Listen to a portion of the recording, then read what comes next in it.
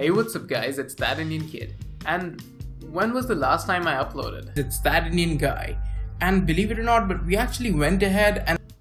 Gosh. So, as you probably noticed, a lot of things have changed. I look more homeless than ever, I've lost half my body, and I think I've also lost a good amount of subscribers and viewers. Custom PCs really suck. Really suck. Let me give you a little context as to what I'm on about here. Some of the long-time viewers of this channel may already know that I had custom built my very own PC when I was a chubby little kid.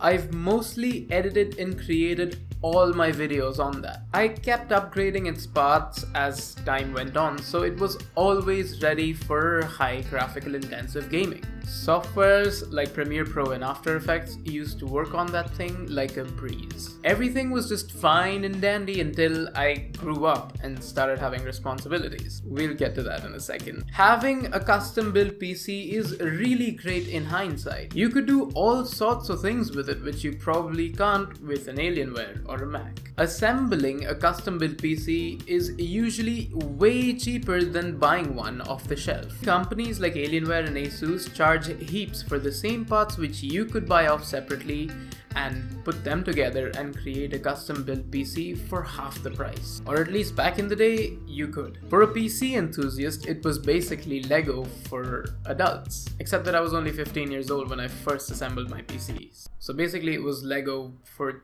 children who wanted to feel like adults. Whatever it was, it kept me engaged and I got to learn a lot about technology and computers in general, just so I didn't have to rely on a third-party repairman to fix my shit. Most assembled PCs, which you would get to buy back in the day, did not even give you the option to customize as much as you can right now. You would find some companies would even go as far as to void the warranty if one would try to do something goofy like change the graphics card or the motherboard, and I say goofy with a lot of sarcasm here. All of that is really dandy, but it becomes really inconvenient when your power supply decides to poof out on you because of a dumb power outage. And every now and then you have to shell out $5 grand to get yourself a new power supply. In the last 3 years, I had to switch 4 power supplies just to keep my PC running. And boy, was that inconvenient to say the least. You may say, oh, hey, why don't you get yourself a UPS? Well, guess what, pal? I got a UPS. In fact, I got 2 of them, and both of them would turn my PC off even before I could navigate to the start button and shut it off like a normal human being. Now you may say that I was probably doing something wrong, or you may say I'm a retard, but then I could say the same. So, apart from that, maintaining my PC was super time consuming. Every now and then there would be some problem or the other. And I had to leave everything behind and spend a good chunk of my time trying to diagnose and troubleshoot the problem. There was no tech support I could call or a care center I could visit. I kept telling myself that having a custom PC is really great. And everyone has one on YouTube and there's no good options on the market. And a lot of other things along those lines. Until I saw what Asus had been bringing in to the PC market. Some of these companies have done an amazing job at keeping prices fairly low and providing users with up-to-date hardware. Yes, on paper, my PC initially cost a lot less when I assembled it, but after all the upgrades and fixes I've made to the PC, I can easily say that I've spent double the amount of money just to keep it running.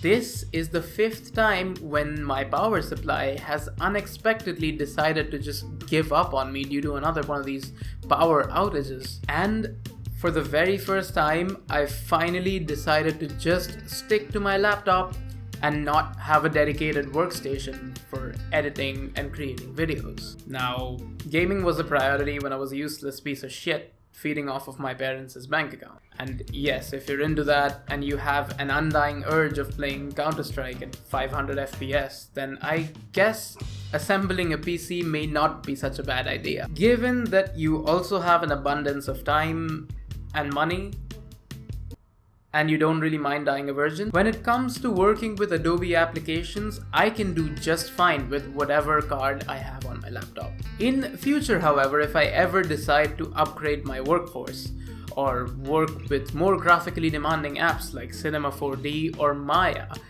I'd still be switching to a Mac or an assembled PC by some run-of-the-mill company at best. In conclusion, I spent a good amount of time playing with adult Legos, which some may also call as custom PCs. And while I can't deny it was fun and educational, it was also extremely expensive and time consuming, unlike my laptop which I had bought 3 years back and I never really had to worry about fixing anything in it, let alone upgrading. At least I would have a number to call when my PC catches on fire. Oh, and these guys make PCs with surge protectors, so chances of my PC ever catching on fire because of a power outage is really linear.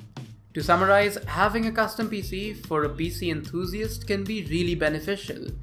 It gives them the option to always stay up to date with what's new in the market and also have all their games run on max settings, given that certain person has a lot of time and money. But when it comes to productivity and everyday work, you could do just fine by picking any of these assembled PCs that you can find in the market right now. In fact, I think one can do more than just fine. Well, I hope you enjoyed this video. It's really been a while, guys. Once again, you were watching Why Custom PCs Suck Ass. And this is That Indian Kid signing out. Subscribe and have a wonderful day. I'm not a kid anymore.